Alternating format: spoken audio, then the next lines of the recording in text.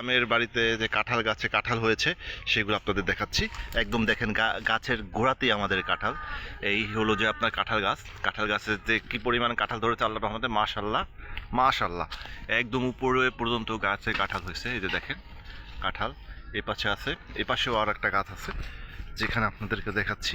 এই একটা গাছে কাঁঠাল, এটা হলো সবচেয়ে ভালো, এটাকে আমরা পশ্চিমা কাঁঠাল বলি। এই যে দেখেন কাঁঠালটা অনেক বড় হয়েছে মোটামুটি, এই যে ভালো। এই যে কাঁঠাল, এটা গ্রামে গ্রামে আসলে কাঁঠালগুলো গাছের গোড়াতেই হয় একদম, ঠিক আছে। আর এটার উপরেও আছে একটু কাঁঠাল। তো আরও একটা গাছ আছে, আমি আপনাদেরকে দেখাচ্ছি। এই যে গাছ আমাদের ঘরের পাশে যে কাঁঠাল গাছ, এইটা হলো একটু পোকা হয়েছে, পানি পড়ে এখানে একটু পোকা ধরছে যে, কিন্তু কাঁঠালটা ভালো মোটামুটি মাশাআল্লাহ বড় হয়েছে। এটার উপরে একটা আছে, তারপরে আরও একটা হচ্ছে টিনের উপরে উঠছে।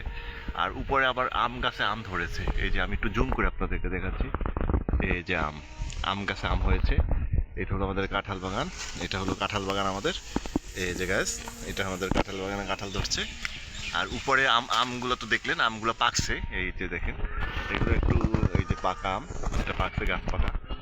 তো ঠিক আছে গাইস, আবার আপনাদের কাছে নতুন ভিডিও নিয়ে চলে আসবো। ভালো থাকবেন।